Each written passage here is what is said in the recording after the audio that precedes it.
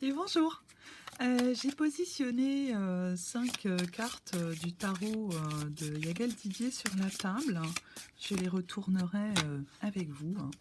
Toujours dans l'idée de gagner un petit peu de temps, parce que parfois les cartes sont si longues à tomber que c'est un petit peu fastidieux. J'aurais voulu trouver 3 cartes dans le jeu Oracle de Yagal Didier, le jeu du destin, qui pourrait nous donner un petit peu la tonalité de cette fin de semaine. On sent que le temps est en train de tourner. Je pense à ma chère Drôme. Il fait sans doute plus beau qu'en Normandie, mais je pense tout de même que l'automne est partout en train de se marquer davantage. Les feuillages sont partout en train de changer. Je pense bien entendu au feuillage des vignes, au feuillage de la forêt, aux tonalités des fougères dans les sous-bois. J'adore. Au moment d'aller chercher des champignons. On va prendre celle-là. Hop, qu'est-ce qu'on a? L'âme sœur. Ok. Très bien. Ah ben, ça va nous donner une orientation pour ce jeu. Je vais prendre celle-ci également. L'entraide, avec la solidarité et l'assistanat. Très bien. Et si on pouvait en trouver une troisième, ma foi, ce serait super. Alors, la carte des âmes sœurs, oui, très bien. Est-ce qu'on est dans une rencontre? Est-ce qu'on se pose la question d'avoir rencontré son âme sœur? Est-ce qu'on est sa propre âme sœur aussi? Tout le monde n'est pas en couple et tout le monde n'a pas envie d'être en couple, hein. C'est pas non plus le saint graal, le couple, hein. La fragilité, donc on fait attention, on est pris aussi entre délicatesse versus faiblesse. Ok. La fragilité. Ah ouais, fragilité qu'on peut peut-être réduire justement avec l'entraide. À voir. À voir. Très bien. Alors, qu'est-ce qu'on va retourner en premier? Celle-ci, la lune. Oui, j'ai fait un tirage en croix aujourd'hui. Alors, les nouvelles. L'arbre. La mort et la résurrection. Ok. On tirera, on retournera la dernière en fin d'interprétation. J'ai déjà une petite carte qui est tombée parce que j'ai mis le Everyday Witches en réserve s'il y a besoin de éclairer une carte. On va le poser là. Oui, alors la lune dans le jeu d'Yagal Didier, c'est la recherche d'équilibre. C'est une carte justement qui a été représentée de manière extrêmement équilibrée entre le côté gauche, le côté droit, le centre. Ici, ce grand portail, cette grille, on a quelque chose qui est un petit peu hors du monde, mais à la fois on est dans le monde en réalité, hein. On est protégé par la grille, hein. On a toute cette ambiance lunaire qui, chez Yagal Didier, et je l'en remercie, n'est pas fondamentalement inquiétante, mais qui m'a beaucoup fait penser à l'idée de la rentrée dans l'hiver. On est vraiment dans la recherche d'équilibre et de cohérence, et on nous invite par ailleurs à quelque chose de l'ordre d'un retrait réflexif et réfléchi. Comment est-ce qu'on rentre dans l'hiver? Dans quel état d'esprit? On a notre côté destre et notre côté senestre. Qu'est-ce qui influence la lumière? Comment les choses font lumière pour nous? Comment font-elles sens? On est toujours avec la lune entre l'instinct et le sauvage, la part animale, le premier mouvement. Cette lune, elle nous invite aussi à la conscience de soi et de l'autre. Qu'est-ce que c'est notre relation à l'autre? Comment on est protégé ou pas? Est-ce qu'on a envie de rester seul ou d'aller à la rencontre? Alors soit de l'autre, soit du monde, soit d'un nouveau travail, d'un nouveau projet professionnel. Je pense que ce jeu va être un petit peu plus affectif, parce que avec la carte de l'âme sœur, de l'entraide et la fragilité, je ne pense pas qu'on soit dans le domaine professionnel. En tout cas, on nous rappelle le pouvoir du féminin et des mystères qui vont avec. On nous parle également d'une recherche d'équilibre. On essaye de voir comment on peut se centrer. On essaye de voir à ne pas trop nous axer sur l'émotionnel, hein, à ne pas trop prendre en compte tout ce qui nous ferait un petit peu trop nous plaindre, hein, parce que là, ce sera un petit peu notre talon d'Achille avec cette entrée dans l'hiver. On se souviendra de la carte oracle de la fragilité. Alors oui, il y a beaucoup de délicatesse, hein, mais faisons attention aussi à nos faiblesses sous les aspects de la lune. Alors après, nous avons... J'entends qu'il pleut. Ah oui, oui, il pleut. Alors, après, nous avons la mort et la résurrection en deuxième position.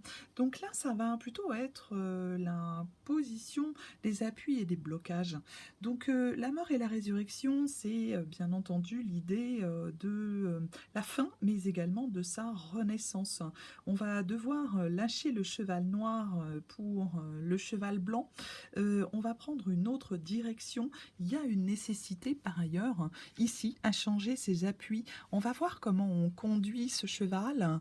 On va voir si on arrive à récupérer toutes nos capacités et comment on a la conscience justement de toutes nos capacités en changeant de cheval, en changeant nos appuis, en ayant à l'idée toute la possibilité des appuis et des aides comme à cheval. Hein. On se souviendra des aides naturelles à cheval et des aides artificielles. Donc on essaye de prendre en compte tout ce qui va pouvoir nous aider dans ce moment de transformation. Moment de transformation qui est plutôt... qui sera... quelque chose d'épanouissant puisqu'on a l'arbre. L'arbre, sur la synthèse de ce jeu, ce sont évidemment les événements futurs. Et avec le futur et l'arbre, c'est la promesse du printemps.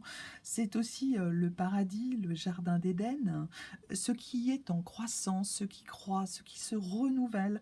C'est aussi l'idée de mentaliser l'arbre de ses racines jusqu'aux cimes. C'est la possibilité de se remettre au centre de ses désirs, de ses aspirations, en ayant à l'esprit les 3 des 4 éléments, la terre, le ciel, l'air. On prend également conscience de tous ces potentiels. On nous invite ici à voir plus loin. On a à l'idée l'arbre de vie, l'épanouissement, les promesses de cet épanouissement, toute ramification dans ce qu'on peut mettre en place. Nos relations aux autres également.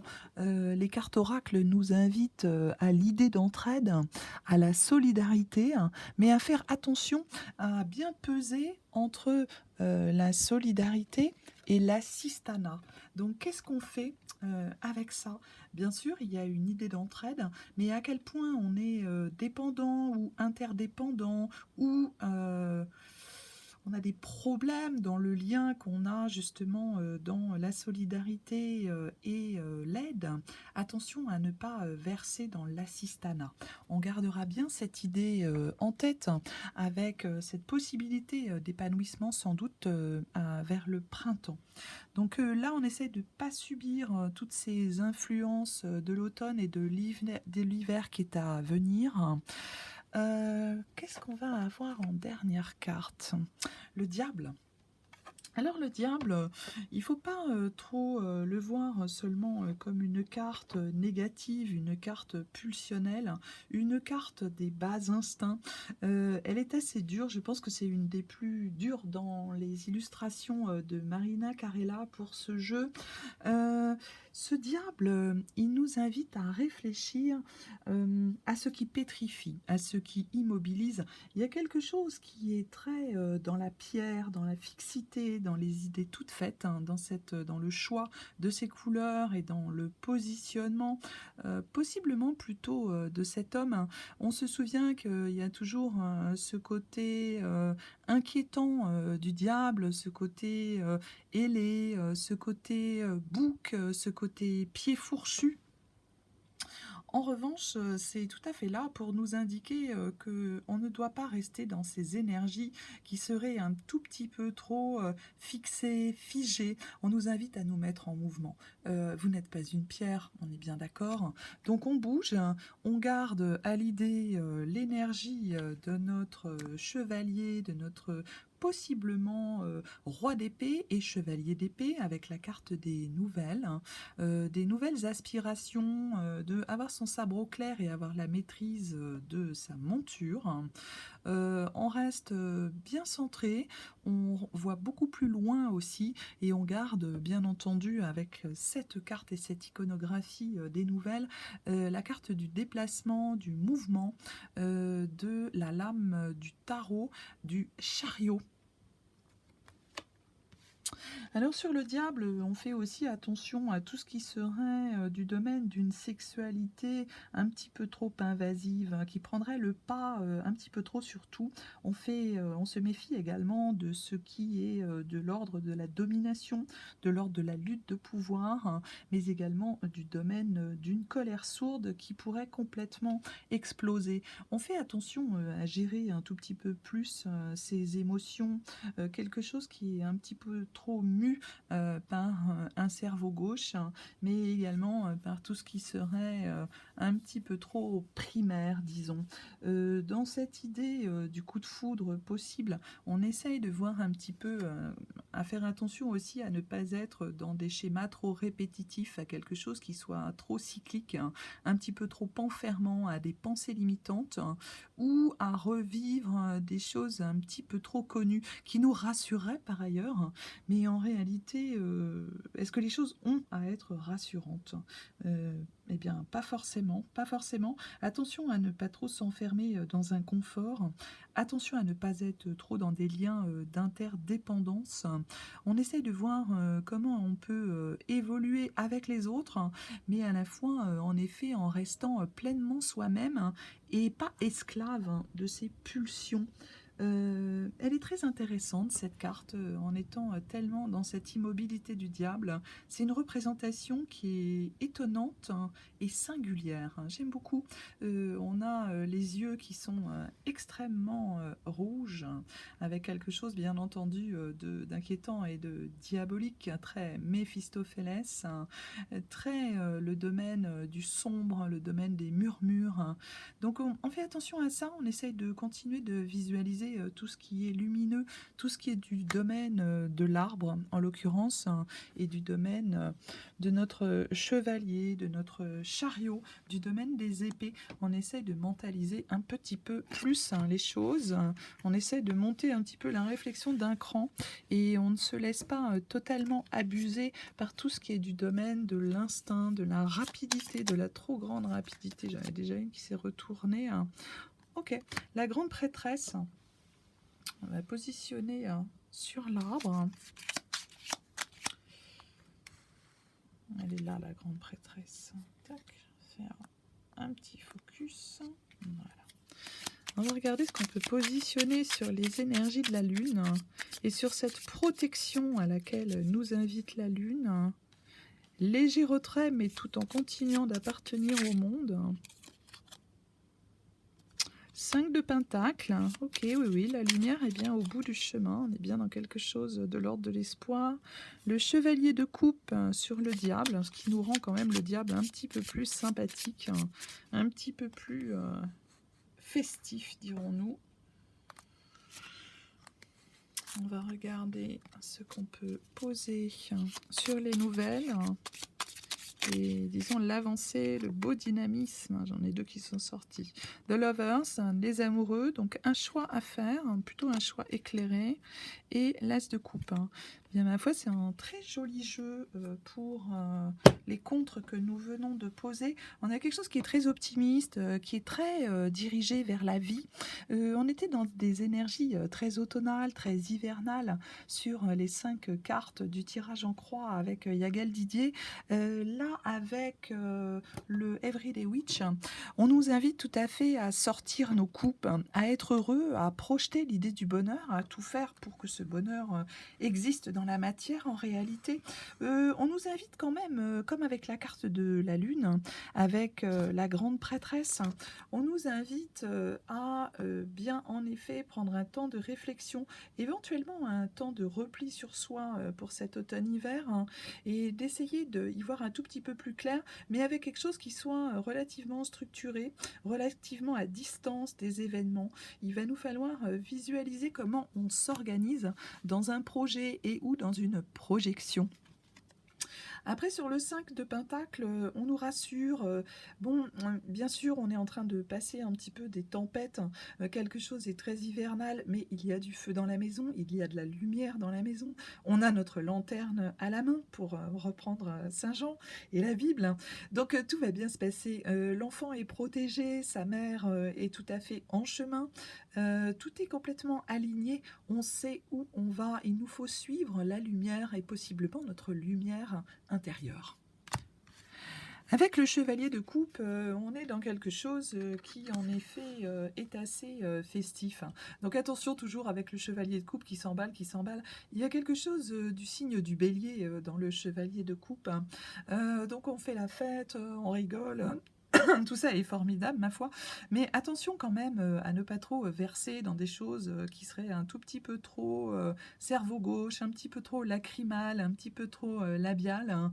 On essaye de pondérer un tout petit peu ça. On en profite, mais on pondère aussi. Sur les amoureux, on est toujours dans l'idée du choix. Possiblement le choix d'une réunion, possiblement le choix de réconcilier différents aspects qui sommeillent en nous. Donc on vous rassure sur le fait que vous avez la possibilité en effet de faire le bon choix. En tout cas, c'est bien d'avoir le choix, de savoir qu'on a le choix. Aucune situation n'est bloquée et on est un être en mouvement dans ce jeu. On peut s'appuyer sur les autres également, hein, sur l'autre. Avec l'As de coupe, on est là aussi dans quelque chose qui est très réjouissant. C'est une carte qui complète parfaitement le chevalier de coupe. Elles vont très bien ensemble. Ça va aussi très bien avec les amoureux, la réunion, quelque chose de très positif, de très optimiste. Donc très très bien, sorte de magie de l'As de coupe, consécration de l'As de coupe, on pourrait même dire. Tout cela me paraît fort agréable et fort prometteur pour cet automne. Alors, je voulais voir aussi si peut-être on pouvait poser quelques cartes mirettes pour conclure ce jeu. Alors, on a le chemin. Comment on pourrait mettre ça pour que ce soit un petit peu facile à regarder? Ok. Le chemin dans l'oracle Mirette. Voilà. On va en sortir deux autres pour la conclusion de ce jeu et pour se donner encore d'autres perspectives pour cette fin de semaine. On est déjà vendredi, j'espère que vous passerez un agréable week-end, plein d'amitié, de réjouissance, d'idées également. Le voyage. Ah très bien, décidément. Est-ce qu'on a un voyage en tête? Est-ce qu'on a envie de partir en voyage? Et le trésor, les perles, la perle qu'on trouve. Je vous souhaite de trouver la perle, mais gardez l'idée, si vous êtes dans un moment de célibat, que vous êtes la perle de toute manière. Et en effet, le voyage, on peut toujours faire de très petits voyages. On peut prendre un livre et voyager. On nous dit en tout cas de nous mettre en chemin. Donc on essaye de sortir de ce moment un petit peu entre deux, entre automne et hiver. Mettez-vous en chemin déjà dans votre esprit, dans votre quotidien. Soyez accueillant, essayez de voir autour de vous ce qui est positif, ce qui vient à vous ou ce que vous avez envie d'aller chercher. Soyez votre propre moteur, essayez de voir comment voyage en vous l'idée du trésor et l'idée de la perle, et pensez en effet qu'il y a des moments dans la vie où on trouve des perles. Je vous embrasse hein, et je vous souhaite une très bonne fin de semaine. Je pense refaire un tirage dimanche ou lundi. J'ai des clients en chambre Airbnb ce week-end et ce début de semaine, mais je devrais trouver le temps de faire un tirage pour vous. Je vous souhaite une très jolie fin de semaine. À bientôt.